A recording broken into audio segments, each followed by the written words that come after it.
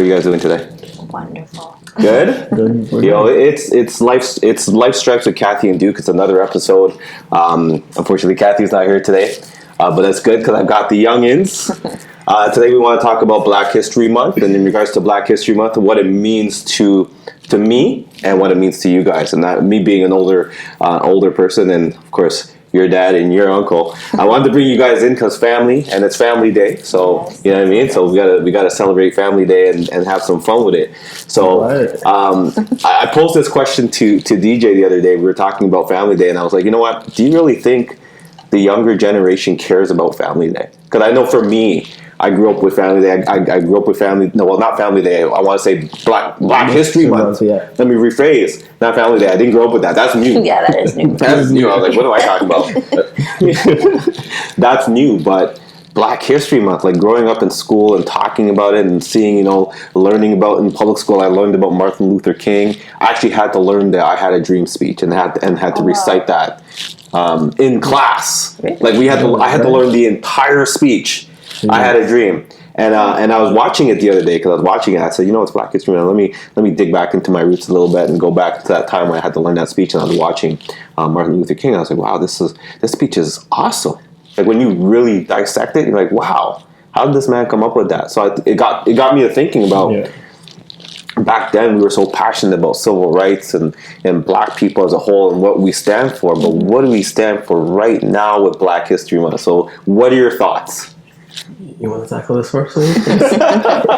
Honestly, I don't know. Like, I think kids don't appreciate it as much as they should. But why? Why is it? Why do you feel that way? You lose not kids per se, like young people. You lose it once you get out of school. Like, you don't really talk about it as much anymore. You'll see a post online, maybe. Yeah. But that's about it. Nobody has conversations. Well, like, I shouldn't say nobody, but like, not a lot of people have conversations about it anymore. And do you think it's they don't have conversations because they don't care, or is it maybe us as parents are not doing a good enough job to say, hey, let me take my kids out and show them that, or get them into like maybe some kind of museum and so they can see it. I don't think they don't care per se, but I do think parents should, I guess, get them more involved in that type of things. But yeah, for me, I think Black History Month, to a certain extent, has been redirected in a sense, because now we're talking more or less about intersectionality as opposed to like just being Black. Right. Because then Black people are diverse and it's not just about being Black anymore. Based off how the world is working now. It's like, you could be Black, but that doesn't describe the person as who it is now. So for me, like when I went to school in the States, and even from Jamaica, just to contrast to how they talk about Black History Month, it's just like, you're not actually teaching anything. Right. And then when I went to University of Toronto, like I was involved in the whole Black History Month, I was involved in Black organization. And then you start to realize the difference, because like when you hit an institution, it's different as opposed to just being outside in the world and being Black. Because here in Canada, we're not racist, we're diverse, we love Black people. But when you go in the institution or the workplace, you realize like, y'all really don't like us. Right. It's just like you try to push us out. You demean us, like it's just like discrimination just there. But when you come out now, it's just like this fake persona that they put on. So it's Black History Month for me. I feel like in Canada it has to tackle everything as a whole, and they're not willing to talk about those things. So it's kind of hard. And then being in the university aspect, I was surrounded by people that talk about it, and I still talk to them now. So it still always comes up in conversation, and I just think it just really stems from who you surround yourself with and how educated they are and how willing they are to tackle these issues. Because a lot of people now, especially my generation, younger generation after me, that are going to come up now, is just like they rather ignore it, or they're so gung-ho on this diversity thing that then they're being swept up in a melting pot where it's just like, okay, everybody's diverse, everybody has a little bit of color, this and that. You're still not addressing Black issues. Yeah. So that's what it really comes down to. So you mentioned something about like being educated too, but I want to actually take it back. I mean, you directly come from Jamaica. Like you were born in Jamaica. So as a Jamaican, do they talk about it in Jamaica? Growing up, yes. Yeah. Yes. And I feel like it was something that it wasn't separate. That was you. That was your lifestyle. You're Black. That's it. You're Jamaican. but you already know you're black. So everything, as black people, we tend to have prejudice and those things and whatever we got from like an older generation based on how they were raised, right? But then growing up, because I went to a boarding school and just learning about just Caribbean history and American history and just like world history as black people, I just felt like it was such a big contrast. And I'm like, I feel like as black people, we tend to be passive about us being black. And that's why it was so passionate back then, because it's like at a point we start being passive and we made the initiative to like, yo, we want this, we want this, we want this. Now it's going back to that passive. People talk about now us, we're not our ancestors, we'll knock you out. But then you still see people say the most derogatory things, and then you have Trump in office, and then it's almost like it's going backward and it's going forward. And it's just stuck in a little rut that I don't really understand, and I think black people don't understand either. It's just like, how do I feel? I mean, I think it's good that we continue the journey of conversation about Black history, and you teach the youth and even the elders, because even some of the elders don't know that about Black History Month too. Like, I mean, if I was to talk to my mom or your grandmother, I mean, would they really be into it right now, like how like maybe years ago they were? Right? 'Cause it's kind of been glazed over, and it feels to me like it's kind of fading away, and then we have it in February, and it's like, oh, it's Black History Month. It's Black History Month, and you're like, oh, okay, what are we gonna do? Or what are we gonna talk about, right? But I find it interesting because, I mean, like you said, you guys are both educated, that when you have your friends and you guys are both educated and you have those conversations, then it feels more in depth. Right? But then every day when you speak to everybody, you go about your day, are people talking about it? They're really not. And if you talk about it, it's just like, oh yeah, Black History Month, and then it's done. I don't know what your experience is like, but that's for me. But because I mean, there's a lot of events that are going on. Like, I mean, you had the Black Film Festival that just passed this weekend. I know what's coming up is the Black Diamond Ball that's coming up. That's being sponsored by TD and Rogers and stuff like that. And those are events that people can go to and celebrate, their blackness, right?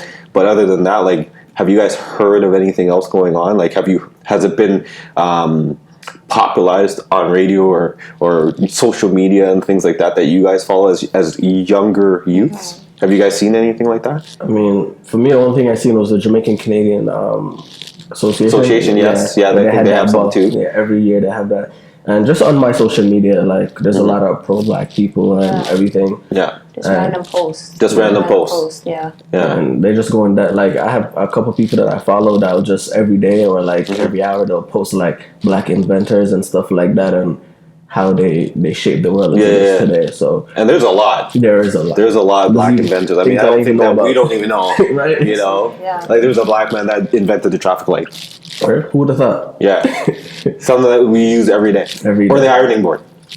Oh yeah. The washing machine. Washing machine. Wow. Refrigerated trucks, so that you could transport meat.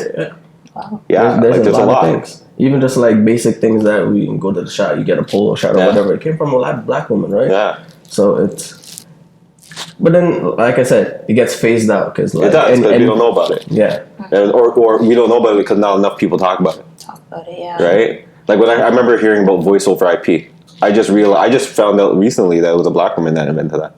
Oh, really? Right? Which is evolutionary, right? Because voice over IP is, you using the internet to make a phone call, but now you have television over internet.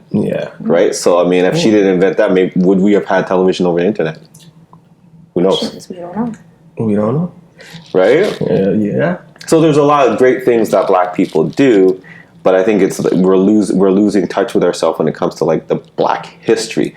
And is it really a Black History Month, or is it just Black history? I think we should talk about it all throughout the year, not just February.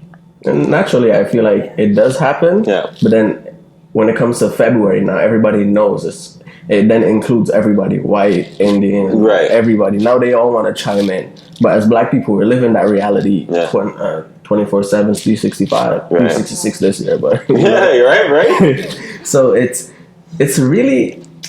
I mean, for me, like whenever I go different places and I see how different Black people interact, it's always weird to me seeing how Black people in North America interact. Because it's like, there's a little bit more camaraderie when you go out of North America. And then here's a little bit more hostile. So it also depends on the region that you go as well. and then there's the ideology as well, because like black people in North America, we just work. We have to work. If we don't work, we can't have anything. Right. And then that's what we've been learned from generation to generation and generation. You see, what your mom or grandmother like working, her friends or aunts, working hard, uncles work, slaving away. Literally, modern day slavery.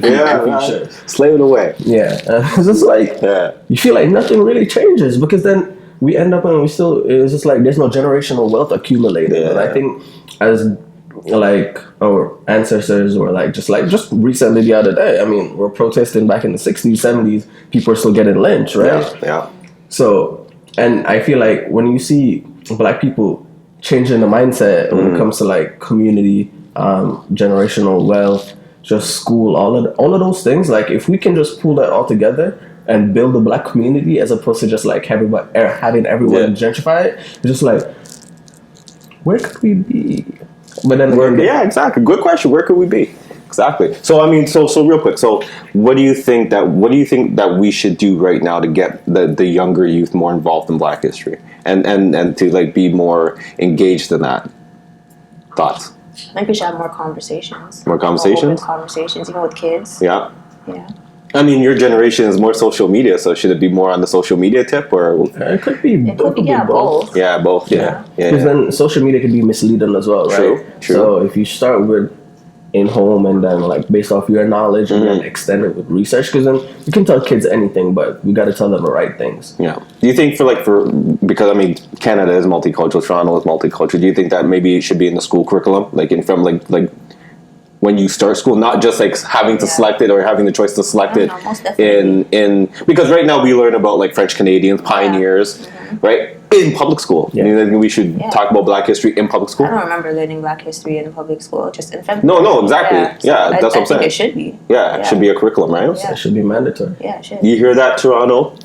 You know what I mean? TDSB. You know what I mean? Definitely, we should put that in. I mean, when y'all come off y'all strike, just think about it. Yeah, exactly. When you come off your strike, like tell Mr. Ford that. You know what I mean? We want some Black history from JK on. Yeah. You know what I mean? And Toronto is heavily based off Black history, so I don't see why it's not included, right? Yeah, exactly. Pioneers, okay, you just have Thanksgiving. That's about it. And then French Canadians. Well, I mean, we learned about the settlers and we learned about all the in school. I remember learning about Christopher Columbus and pioneers and World War I and all that stuff, right? So it's I think it's important for us or the world, whether you're white, Black, Chinese, whatever, to learn about Black history, not just in 1 month, but not just throughout their more than that. Yeah, exactly. We're beyond slavery. We're beyond, exactly. We're beyond Colin Kaepernick kneeling and all that stuff. We're beyond all that stuff. Now it's time for the solution. Exactly. I think that's where the issue becomes bigger, because people get really uncomfortable when they're dealing with the Black history. Right. Yeah. Solving Black problems. Well, I mean, remember, a lot of times people feel ashamed because we start talking about slavery. So we start talking about oppression, right? Yeah. So once we can get over that feeling bad about it, because at the end of the day, it's facts. It happened. Let's move on. Now, what's the solution? It's just really, how do we all come together? Because at the end of the day, I eat, you eat.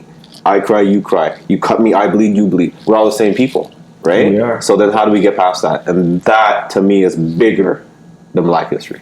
I think the biggest thing we can do for that is just like moving past that colonized mindset. Yeah. That once we pass that we think certain Black people are better than certain Black people. Yeah. Once we can get past that hump, I think the discussion can be had. Because a lot of people don't want to talk about the inner workings of Black community and how we have certain prejudice and all of that stuff. So once we can pass that and address the real issue, like, hey man, it's time to get rid of these oppressors and just helping your fellow brother or sister eat. There you go. Right? There you go. And it also boils down to that aspect. It was just like there's still disparity in the Black community. Black men have more privilege in society than a Black woman. So when you start addressing those things, and then apart from the colorism, sexism, and then racism that we don't want to address that's happened present day. Because then I don't know if you guys seen the Terry Crews thing where he came on and saying that he didn't experience no racism.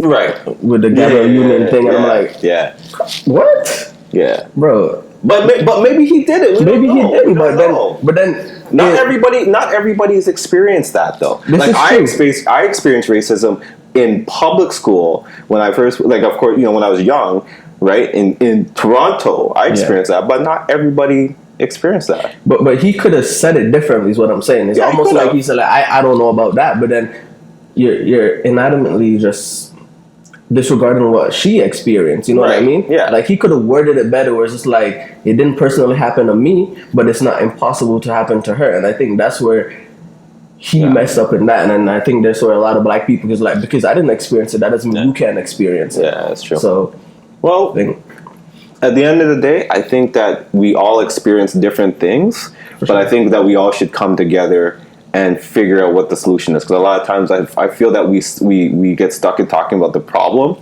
or things that people have gone through, and then we forget about, okay, well, we know that we went through this as black people. How do we resolve it and keep moving on and keep our heads straight, right? So we can go, you can be educated, you can go to school, or you can educate yourself. Whatever that is, that looks like for you, there's a path for you to walk, and it's a straight path, and then you just go follow that path. But if you get through getting those obstacles where you divert and start blaming other people and not looking at yourself, then how are you gonna fix yourself?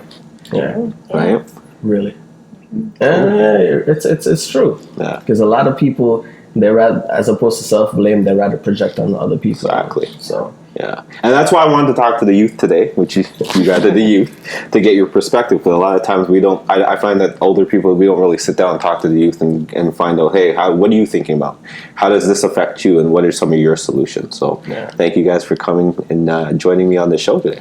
Thank you. It was a pleasure. Yes. All right. Well, there you have it. It's another episode of Life Strikes with Kathy and Duke, and I'm hoping that you like, subscribe, and follow us, man, on our journey.